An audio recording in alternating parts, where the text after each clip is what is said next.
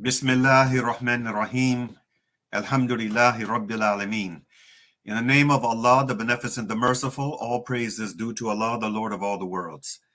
We want to welcome our friends in South Africa, the United States, and around the world to this week's edition of A Conversation with El-Hajj Mauri Saalakhan.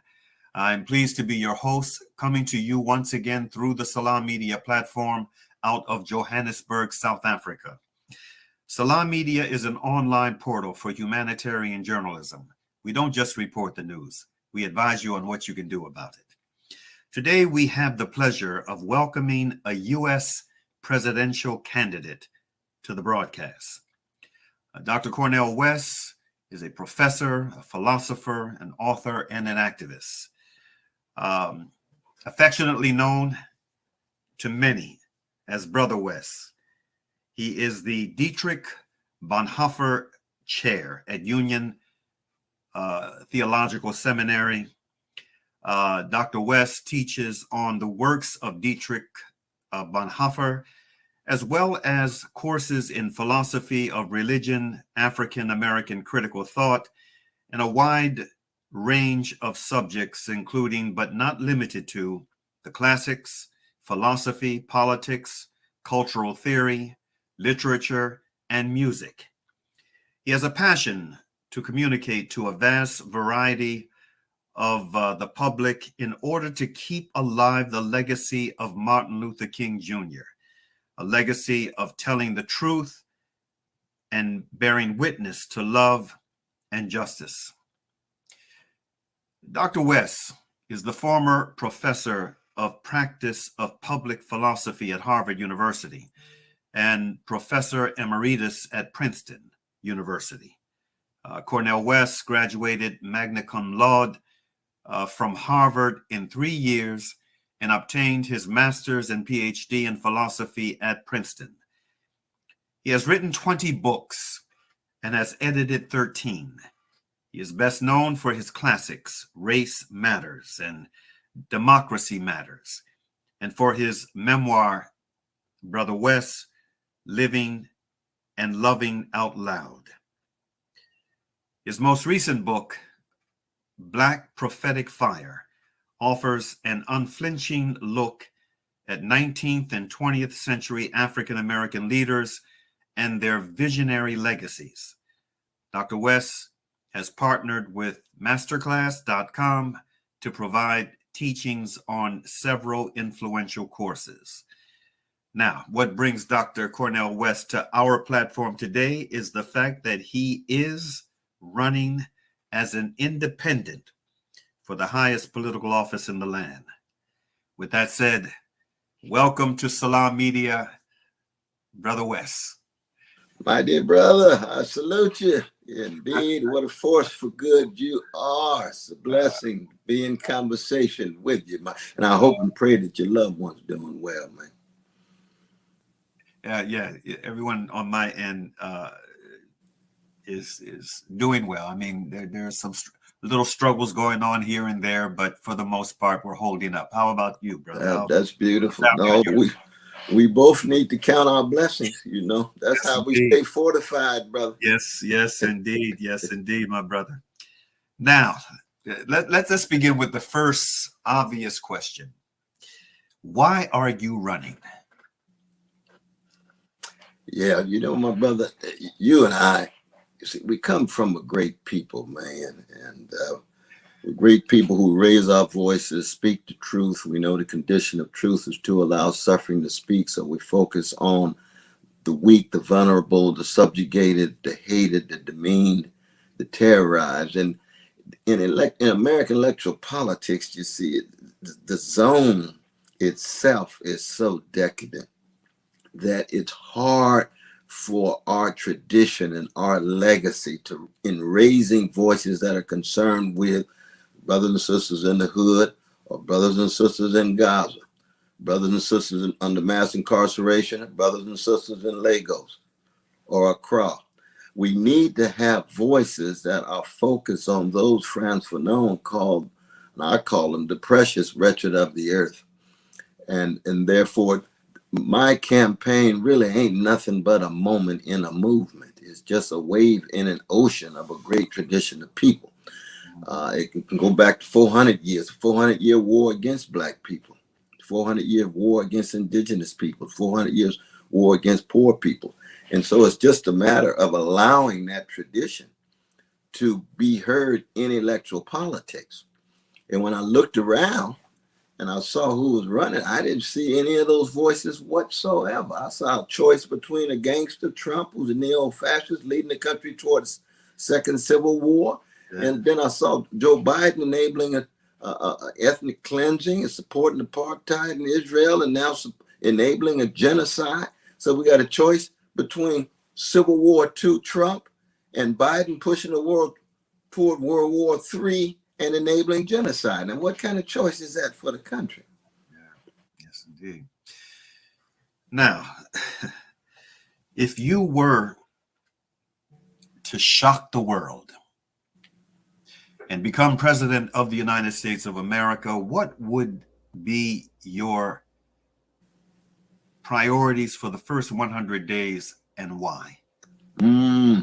Well, brother, you remember when Muhammad Ali won in Miami? He said, "I shook up the world." I said, we want to shake up the world. I'm in the legacy of Muhammad Ali, my brother, straight out of Louisville, Kentucky. Yes. And your crucial question, which is, okay, if you're gonna shake it up now shock it. Now you're in the White House. Well, I've always said I'm not even going to the White House till everybody has a house, because I have an abolitionist program. I want to abolish poverty. I want to abolish homelessness. I want to abolish unhousedness. And that's going to be major priority. And symbolically, it's going to be manifested in my own action. But first and foremost, symbolically, I would pardon Mumi Abu Jamal. I would pardon Leonard Peltier. I would pardon Julian Assange. I would just let folk know that I'm in the process of dismantling the empire. See, I'm running to be head of the American empire in order to dismantle it. So there would be massive disinvestment from the 800 military units around the world and U.S. special operations in 130 countries, major pullback. And those trillions of dollars would go into housing, decent housing, basic income.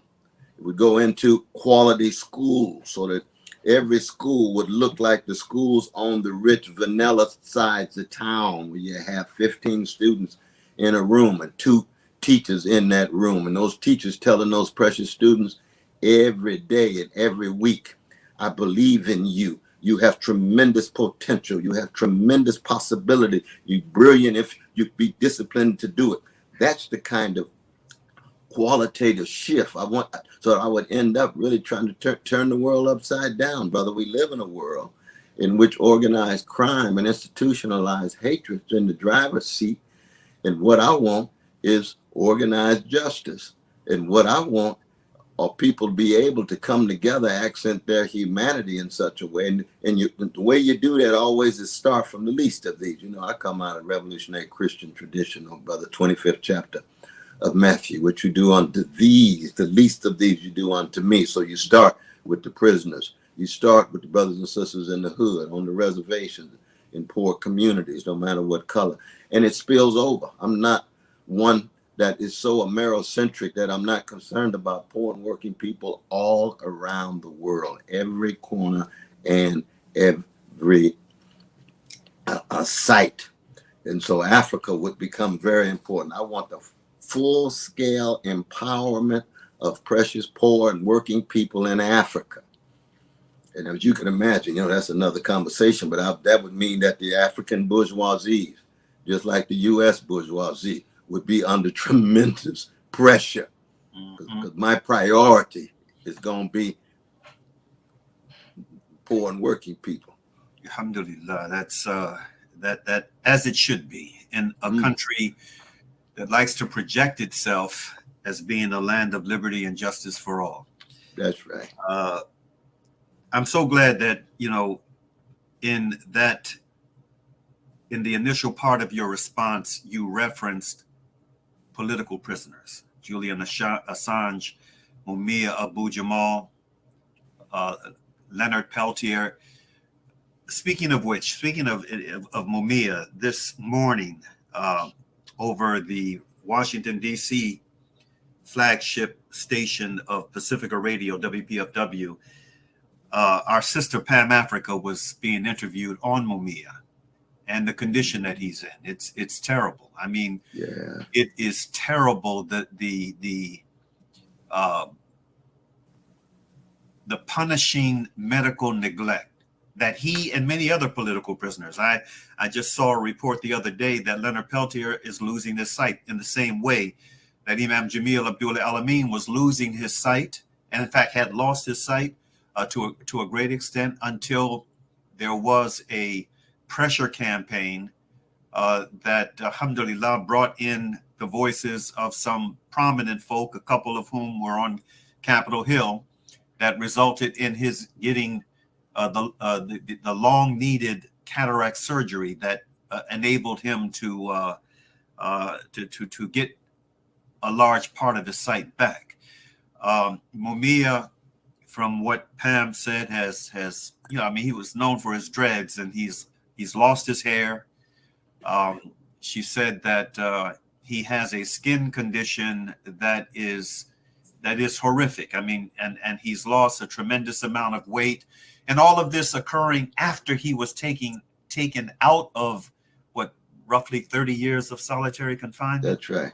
That's right. And so, here it is torture, deliberate torture by medical neglect, and with the aim being that they want this man before an innocent man, this once celebrated journalist, is able to win his freedom.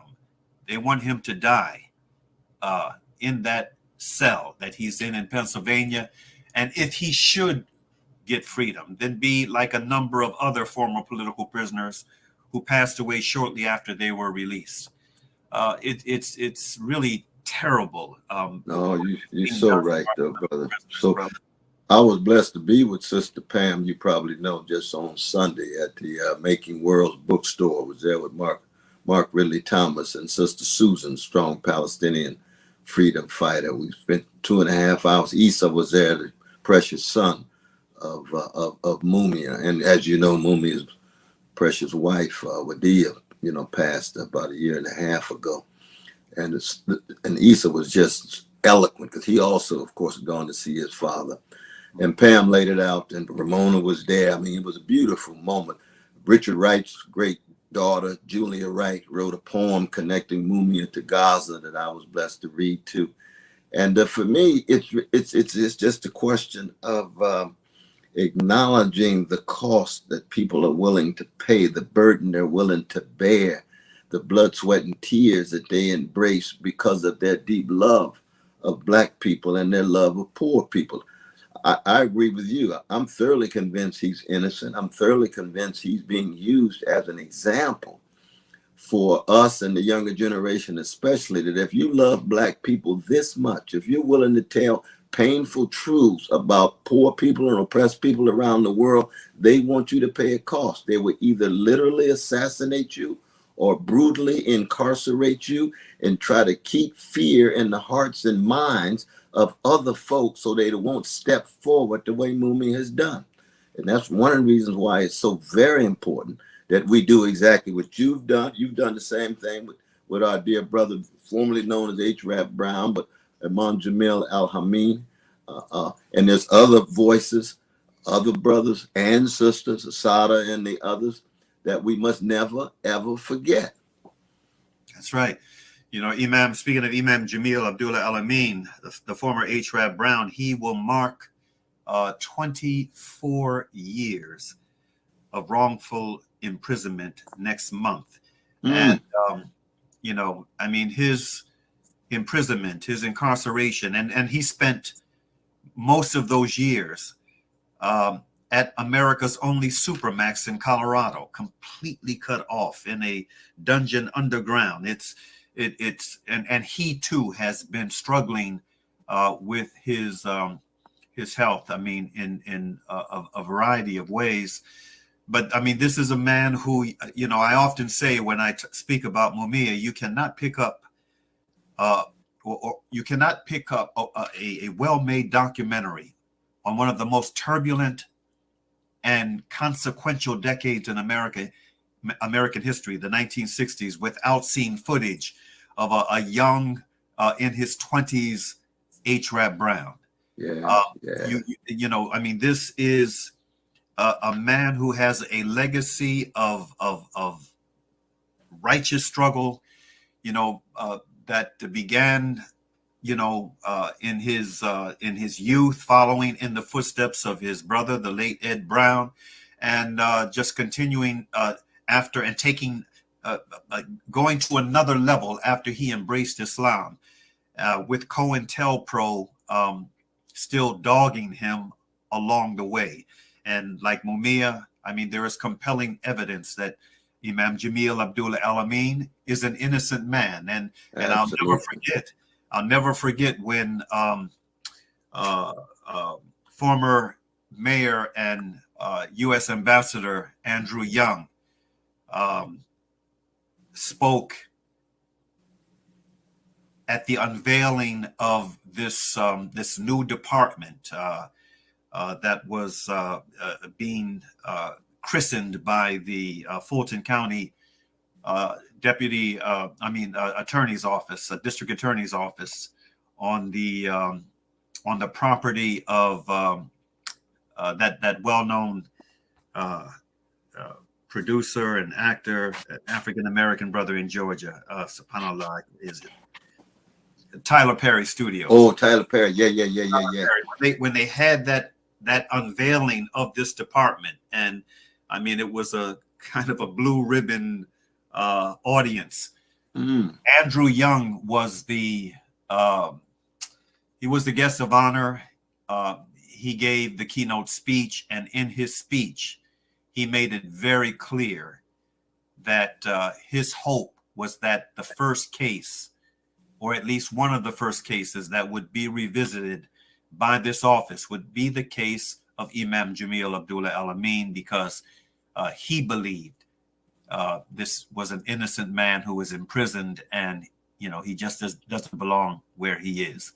So I mean, so we've got all of this, and then I've been very concerned about this Pakistani sister of ours, this graduate from MIT and Brandeis with honors, Dr. Afia Siddiqui, who will next month mark 21 years of wrongful imprisonment. This exceptional Muslim woman who came to the United States when she was 18, just to be able to further her education and then go back home and revolutionize the educational system in Pakistan. And subhanAllah, she has been, you know, a prisoner under horrific conditions at FMC Carswell in Texas, in Fort Worth, Texas, on a military reserve base. And then there are many others. I mean, America has political prisoners, and this is something that we need to be concerned about. Absolutely. No, indeed. I mean, it's impossible to talk about any serious and substantive movement for freedom of oppressed people without keeping track of the vicious repressive apparatuses that try to crush those movements and try to dampen the fire of the freedom fighters. That's right. That's right, my brother. On a separate but somewhat related note, former President Dwight D. Eisenhower, in his farewell address to the American people, issued a warning of a growing military-industrial complex. Is what we see today a manifestation of that warning? Oh, absolutely. No doubt about it. Now, of course, Eisenhower did that after himself being a major leader of the same military-industrial complex that facilitated the killing of hundreds and hundreds and thousands of folk. And we even hear that he had something to do with the killing of our very, very dear brother Lumumba. That's in right. the Congo, so that he speaks with blood on his hands. Yes, indeed. But even folk with blood on their hands can speak the truth, just like the devil can quote scripture very well, as we used to say Shiloh Baptist Church, where I come from, and still remain. And so, yes, that he went on to say that every dollar that's spent in the military-industrial complex is a dollar taken away from education. It's taken away from housing. It's taken away from access to medical care and so forth. What Brother Martin talked about, the clash between guns and butter. And so and because I'm trying to build on the legacy of Fannie Lou Hamer and Stokely Carmichael, Brother Martin King, and so many others coming out of the struggle against American apartheid and the struggle against American terrorism, which is what the 60s was really about. Our movement in America has always been a counter-terrorist movement. That's right. Even NAACP was founded in responding to the terror against Black people in Springfield, Illinois. So that counter-terror activity, resistance, resilience that we have, and it's psychological, it's spiritual, it's social, it's political, and it's also military. Out of self-defense, that's what the Panthers were doing. That's what the Deacons, with Robert Williams and company, the Deacons with rifles and things. They're just defending themselves and defending their children and their wives and their friends and community. And so you are absolutely right, though, brother, that even Dwight Eisenhower, who sits at the very apex of the military-industrial complex, was all of its lies and all of its crimes.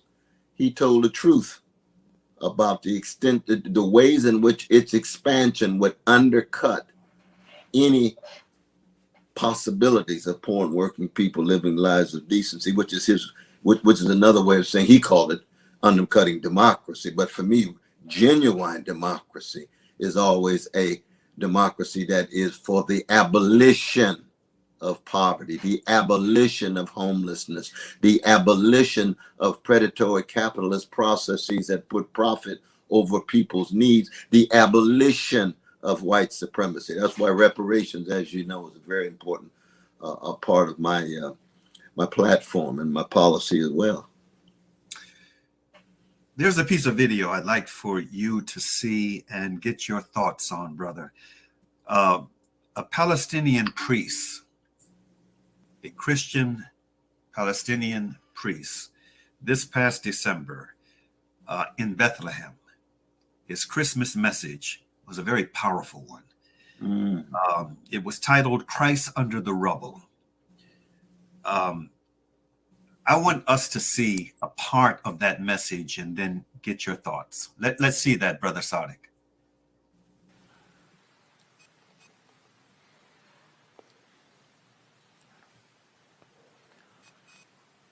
Christ under the rubble.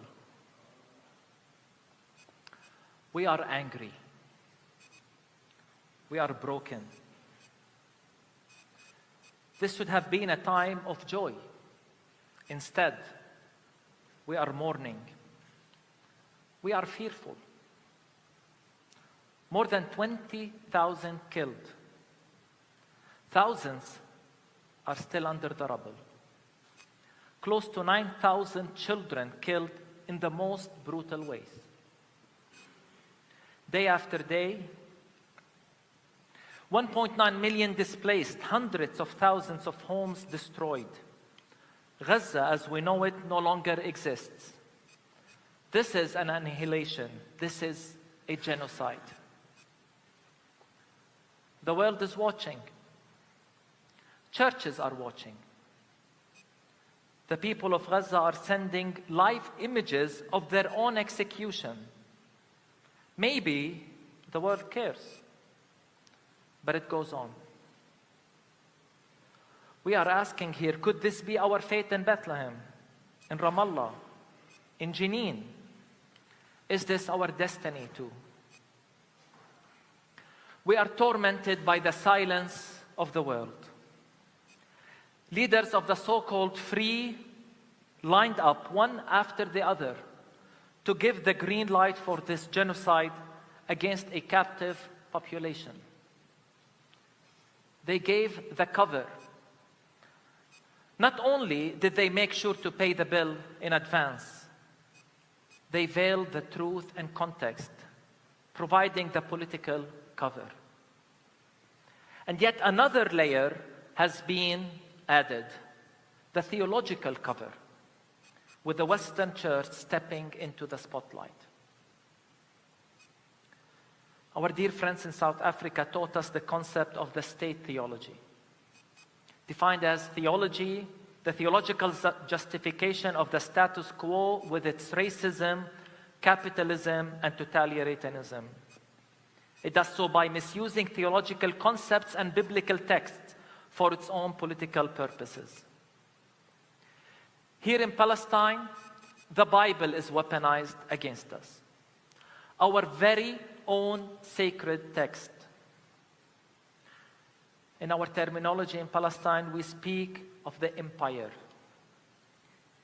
Here we confront the theology of empire, a disguise for superiority, supremacy, chosenness, and entitlement. It is sometimes given a nice cover using words like mission and evangelism, fulfillment of prophecy, and spreading freedom and liberty. The theology of the empire becomes a powerful tool to mask oppression under the cloak of divine sanction. It speaks of land without people. It divides people into us and them. It dehumanizes and demonizes the concept of land without people again, even though they knew too well that the land had people, and not just any people, a very special people. Theology of the empire calls for emptying Gaza, just like it called for the ethnic cleansing in 1948, a miracle or a divine miracle as they called it. It calls for us Palestinians now to go to Egypt, maybe Jordan. Why not just the sea? I think of the words of the disciples to Jesus when he was about to enter Samaria. Lord, do you want us to command fire to come down from heaven and consume them? They said of the Samaritans. This is the theology of the empire. This is what they're saying about us today. This war has confirmed to us that the world does not see us as equal. Maybe it's the color of our skins. Maybe it is because we are on the wrong side of a political equation. Even our kingship in Christ did not shield us. So they say, if it takes killing 100 Palestinians to get a single Hamas militant, then so be it. We are not humans in their eyes. But in God's eyes, no one can tell us that. The hypocrisy and racism of the Western world is transparent and appalling. They always take the word of Palestinians with suspicion and qualification. No, we're not treated equally. Yet on the other side, despite a clear track record of misinformation, lies, their words are almost always deemed infallible. To our European friends, I never ever want to hear you lecture us on human rights or international law again. And I mean this. We are not white, I guess. It does not apply to us according to your own logic.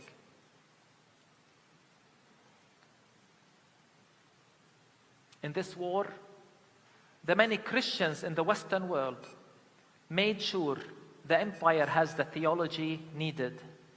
It is that self-defense, we were told. And I continue to ask, how is the killing of 9,000 children self-defense? How is the displacement of 1.9 million Palestinians self-defense? In the shadow of the empire, they turned the colonizer into the victim and the colonized into the aggressor. Have we forgotten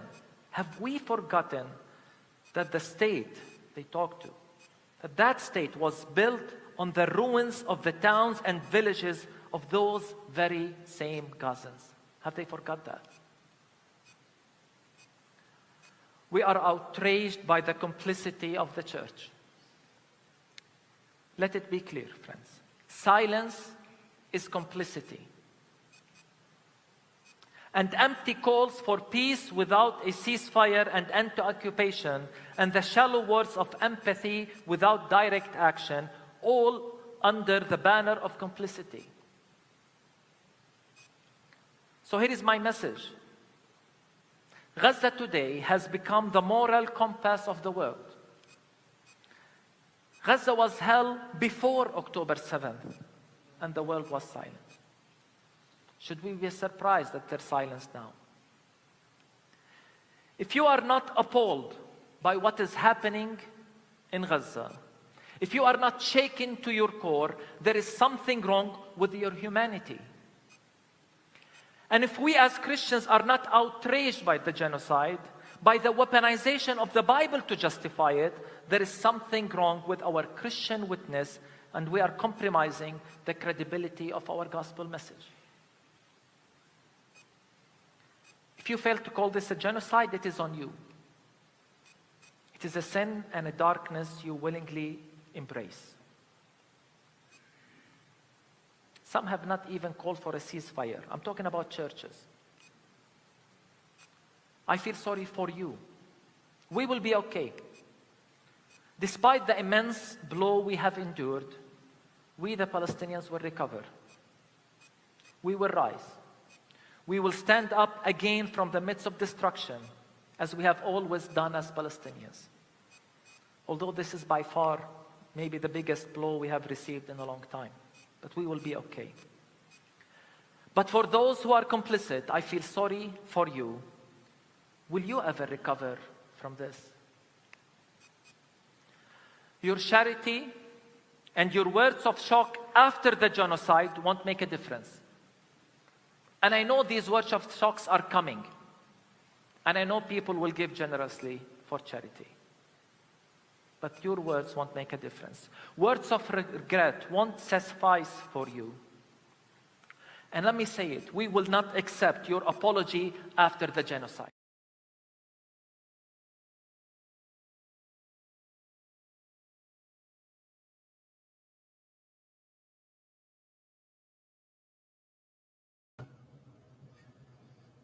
We will not accept your apology after the genocide. Those were some powerful, powerful words. What are your thoughts on what you just saw, Brother West?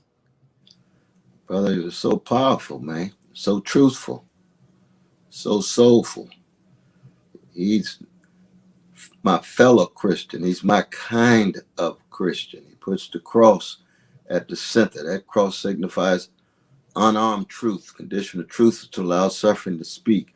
Unconditional love. Justice is what love looks like in public. It reminds me in many ways, my brother, of the words of the great W.B. Du Bois over 104 years ago in his essay, The Souls of White Folk. He's known for The Souls of Black Folk, 1903. But his essay, The Souls of White Folk, in 1920. And he was responding to the 12 million who were killed in the Congo under King Leopold, which was a genocide as well.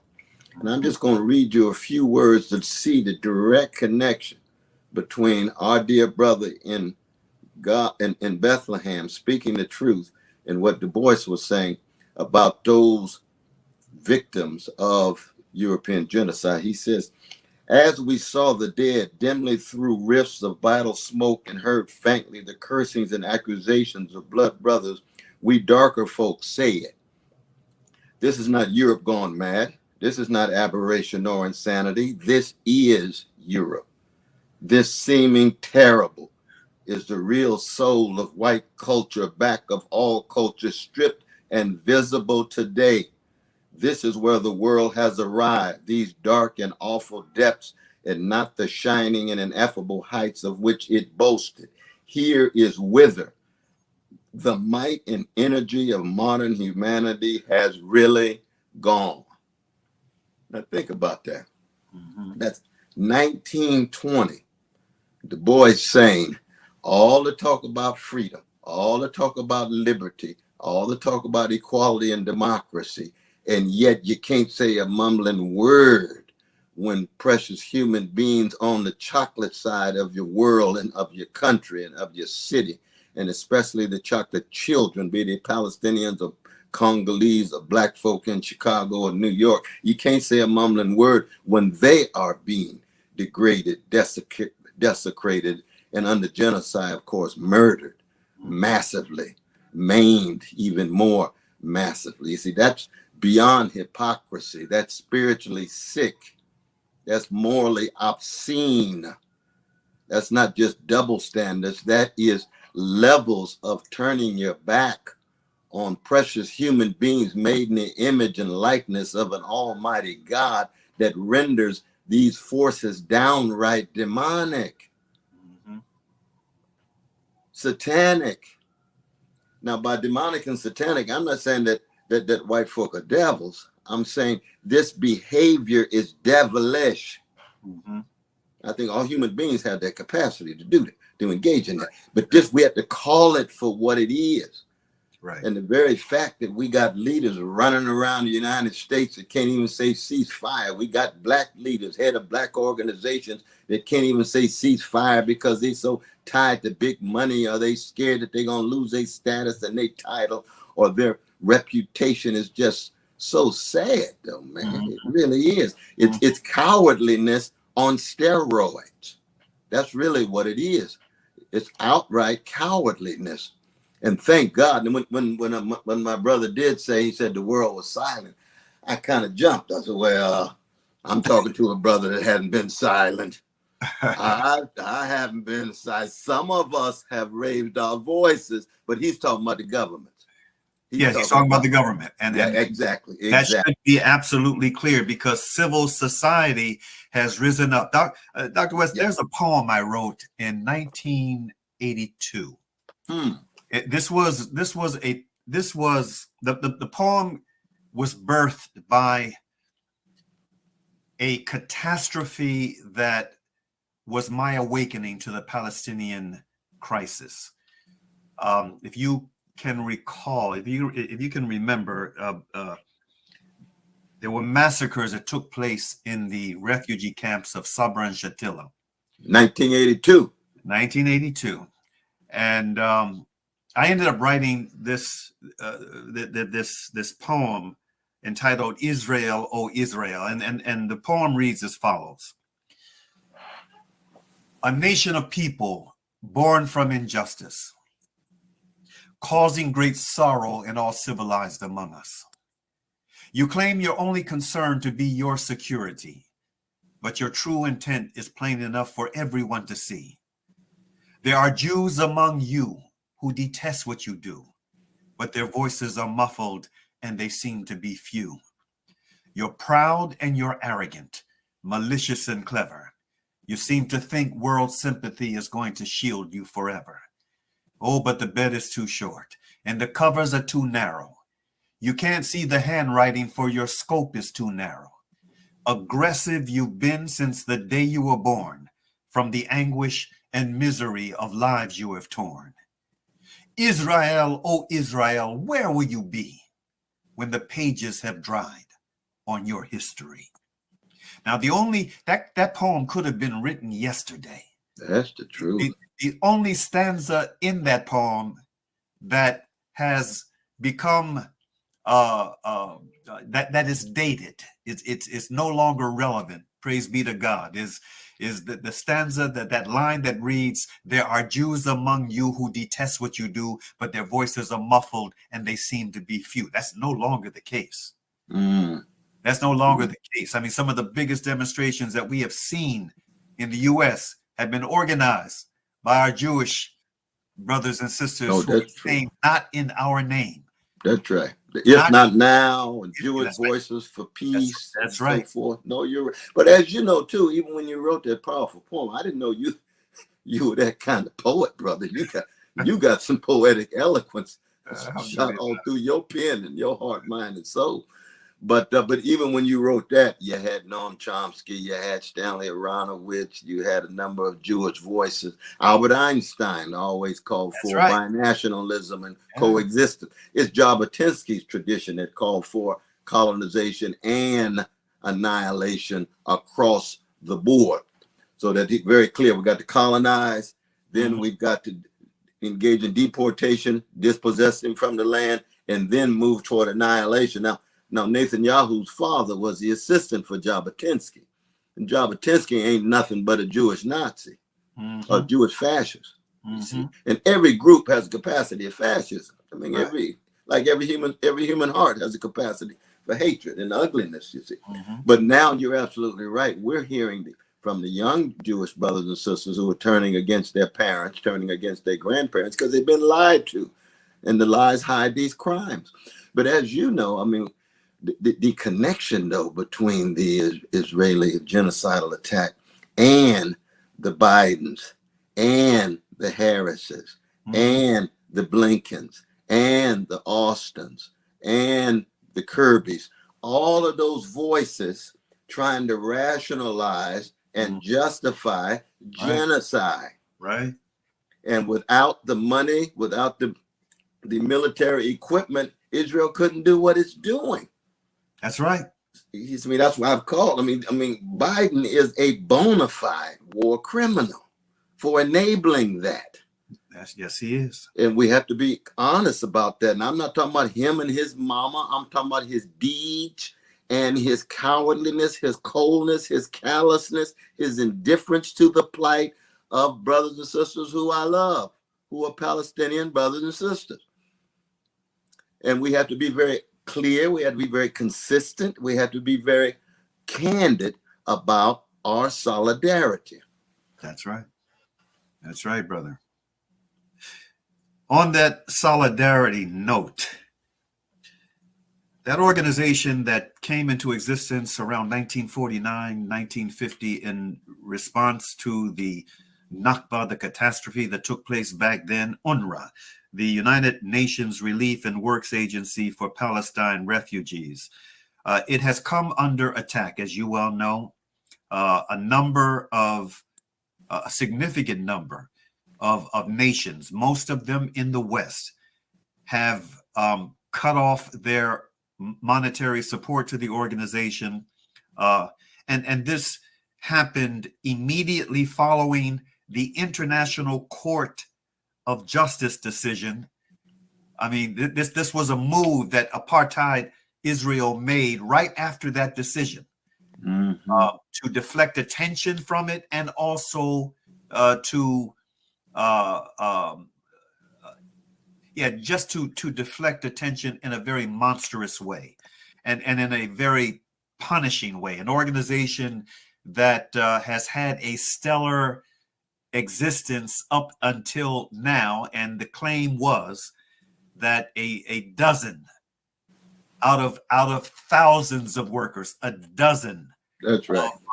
of workers of UNRWA had something to do with October 7th. They were somehow connected to Hamas. I mean, and to this day, my brother, to this day, even those who are supportive of apartheid Israel are having to admit that it has yet to produce any evidence, the proof, exactly, for that allegation. But yet, monetary support to this organization that has been the frontline organization bringing relief to a people who have been under monstrous subjugation for the past 70 plus years, has had a huge chunk of the resource that it desperately needs taken away from it. What are your thoughts on that?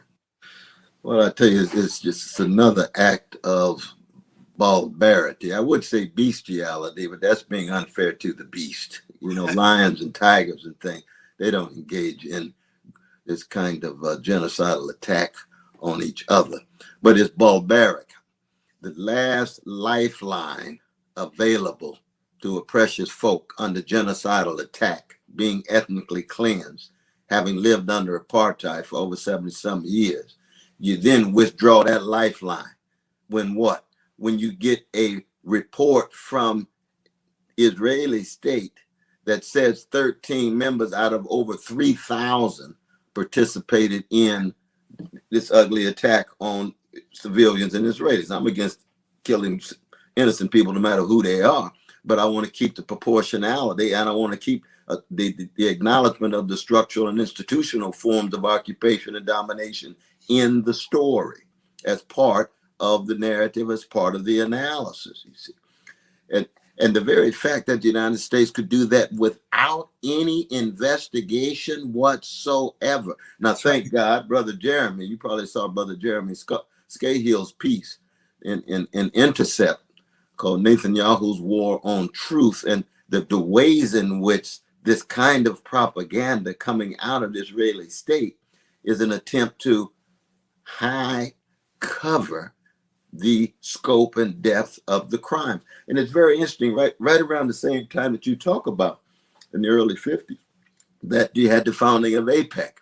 AIPAC was founded in response to a vicious Jewish terrorist attack on precious Arab men, women, and children who were innocent. And they reached the conclusion this was bad for the reputation of Israel.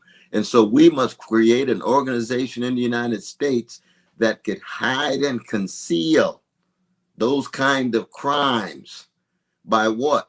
By making sure we have influence on politicians and those in civil society, so that the politicians will be beholden. Of course, lobbies do this across the board. You got National Rifle Association and other lobbies, but AIPAC is a powerful lobby that has disproportionate influence on Republicans and Democrats, and they've been zeroing in, as you know, on the Black community. That's right. Especially Black colleges. Yes, you got indeed. Black intellectuals and Black scholars who Yes. are extensions of this lobby's influence going into Black colleges, who will then pick off presidents of Black colleges, send them to Israel with these little manicured, deodorized tours that don't reveal the ugliness of the occupation. And the next thing you know, you got our Black leaders and Black organizations more and more bought off. Yes, indeed. They can't tell the truth. Now, some of them are true believers and really believe, but others know that something's going on, but they got all of these goodies, all of these carrots, all of this access to status and power. And so we have to be willing to tell that truth as well. Because you see, when the Black freedom movement itself, and it's already been under vicious attack, we've talked about that with COINTELPRO. That's why I had to go at RFK Jr. so strong the other day on Martin Luther King Day. He said it was legitimate for his father and uncle to have wiretaps on Martin. I said, brother, COINTELPRO was an attack on our people. It was an attack on our movement. It was. It murdered some of our greatest leaders. It assassinated some of our warriors.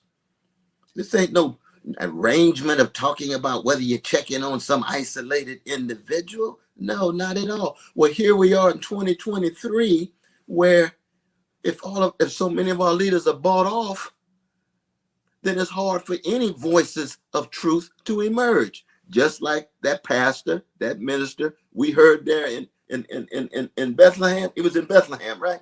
Yes. In Bethlehem. We ought to have pastors in every church, especially on the Black side of town. Where are our voices? That's right. And speaking on that question of where are our voices, what are your thoughts on the Congressional Black Caucus these days? Oh, brother, they've been a joke, man. They've been a joke. They're another site of legalized bribery and normalized corruption and cowardliness. Mm-hmm. Now, I do want to acknowledge you got pastors like Stephen Green and others, this wonderful pilgrimage they're having from Philadelphia to DC that begins this week. Okay. And they're going to have 1,000 Black ministers doing it. I was just with the Baptists and my Kojic brothers and sisters, Church of God in Christ. And of course, I was with my Black Muslims, the Muslims who were part of all the different Black brothers and sisters who were part of all the different Muslim streams, both in Houston as well as Philadelphia in the last 2 days. Strong voices. But they're trying to put pressure on our elected officials because we can't get hardly one major elected Black official to tell the truth. Mm-hmm. It's like Vietnam in the 60s when Martin and Malcolm and Stokely Yeah. and Diane Nash and James Lawson came out against the war. What were they told? Your extensions of Radio Hanoi. You must be communist. You must be manipulated by the Soviet Union. No, they free black people telling the truth about suffering. And if in the name of Allah, if it was a Muslim brother and sister, or in the name of Buddha, if it was bell hooks, or in the name of Jesus, if it was Martin King. And that's my tradition, but I embrace all of those voices, right? We need that kind of awakening, my brother. We need that kind of spiritual, moral, political renaissance, of courageous truth telling, just like we heard of that brother in Bethlehem. His words really cut very, very deep, though, man. They really did. Now, on this note of political awakening, I have another piece of video I'd like for you to see. There's a brother of mine, a good friend of mine out of northern New Jersey. He has been championing this Adam Gaza cause. Let's see that piece of video, Brother Sadiq, so that our brother can comment on it, his thoughts. My name is Hisham Al-Maligi. I am the founder of the Adam Gaza Writing Campaign. A question that keeps coming up is, who are we going to vote for president?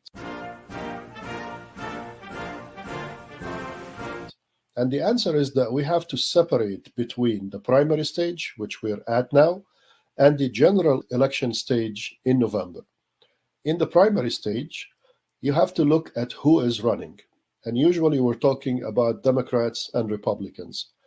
In the Democratic Party, who's on the ballot in your primary?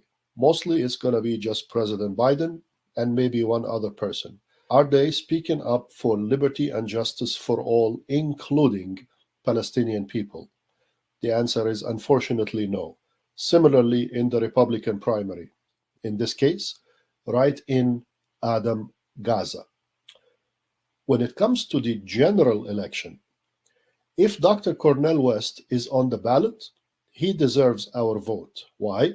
Dr. West has been a lifelong supporter of liberty and justice for all, including Palestinians. He resigned from Harvard in protest because of their subservience to Israel on the issue of Palestine. If he's not on the ballot and Dr. Jill Stein is on the ballot, then she gets our vote. She also has been a vocal supporter of liberty and justice for all. The question comes, if neither Dr. West nor Dr. Stein are on the ballot, that's when you write in Adam Gaza, because we want to register our vote in large enough numbers with also an embedded, powerful political message in the name of Adam Gaza. So, Dr. Cornel West, Dr. Jill Stein, or at the end, if neither are on the ballot, you write in Adam Gaza. If you have any questions, reach out to us, adamgaza.com. So what do you think about that advertisement, Dr. West? Brother, I've never seen that one before. Boy, you hit me in a very uplifting and empowering way. I'm telling you.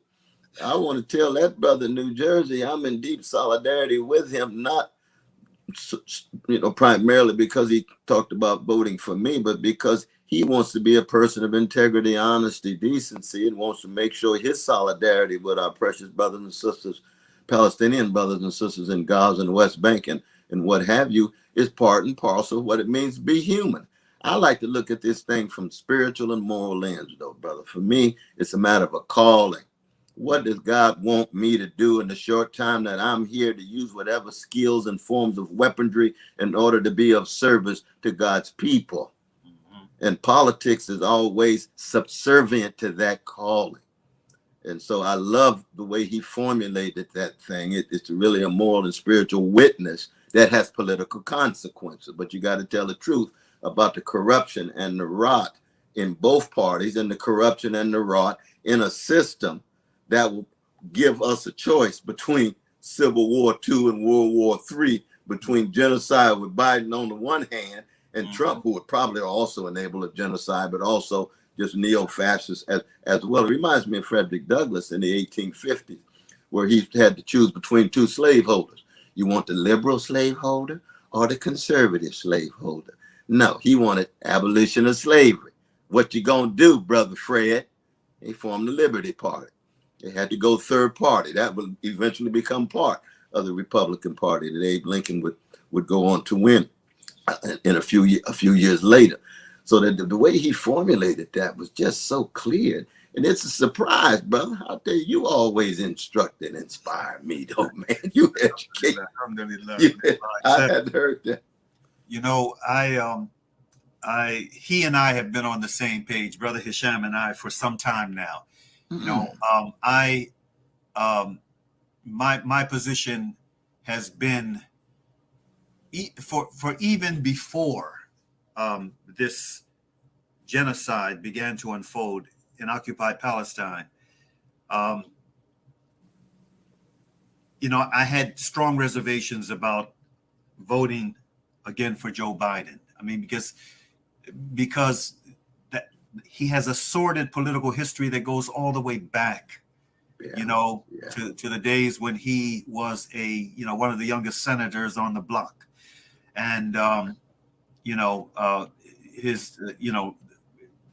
just a sordid political history. And so the architect of mass incarceration. That's right. Yes, and took pride in it, and also identified as a Christian Zionist, a proud Christian Zionist. Right. I mean, he's always done this. So I had my difficulties, and then when this happened, I said no more. I mean, he's crossed a massive red line.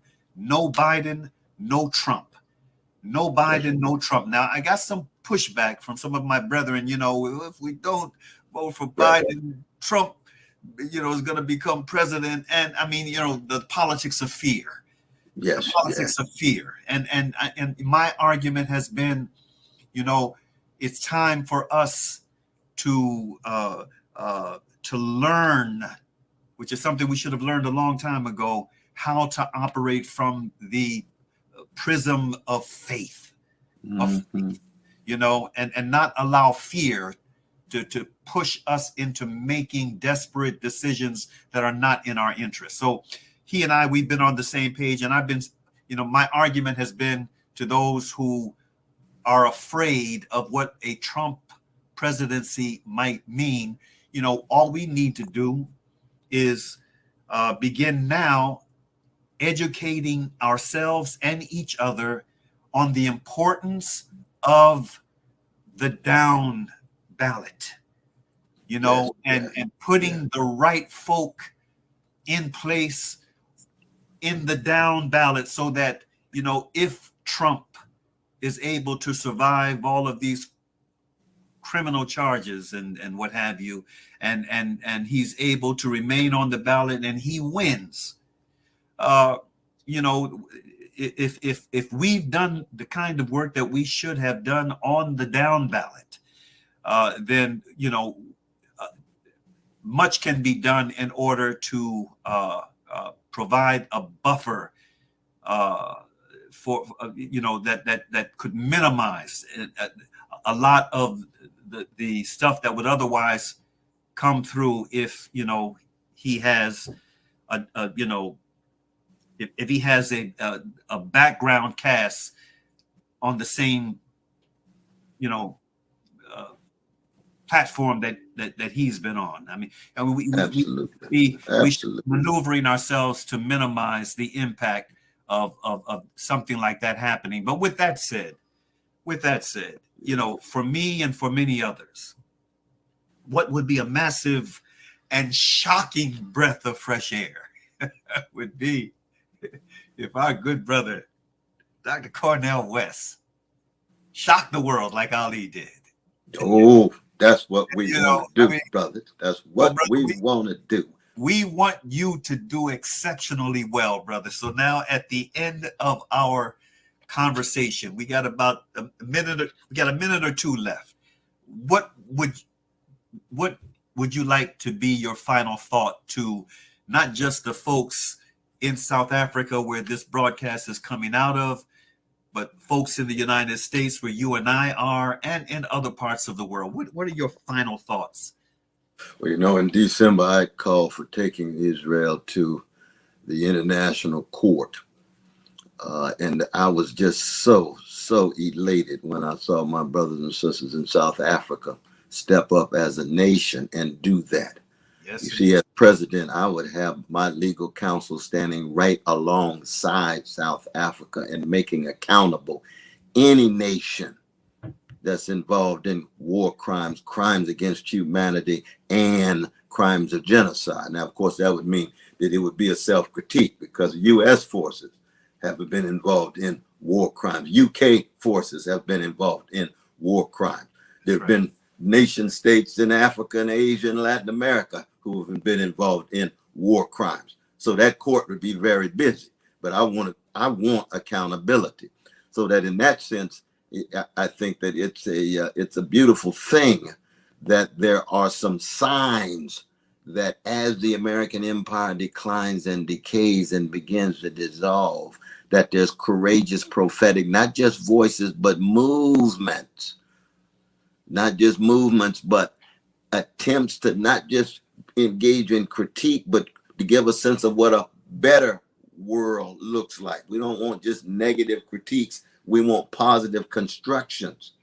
And the positive constructions have to do with keeping alive love, justice, integrity, honesty, decency, solidarity across national boundaries, so that people get a sense of a better world and a new world and a possible better world and a new world. And then, of course, again, as a Christian, you see, I make my leap of faith and I say, Lord, I've been serving a God for the last 63 years that got me through indescribably impossible situations. I've been stepping out on nothing and landing on something for 63 years. I've been with a black people where it looked as if pharaohs on both sides of the bloody Red Seas, but that God still, in a mysterious way, made a way out of no way, and I was able to still sustain my sense of solidarity and truth-telling and justice-seeking beyond even the logic of the world, because of faith and a religion ain't got nothing to do in the end with the narrow logic of the world. It has to do with a grander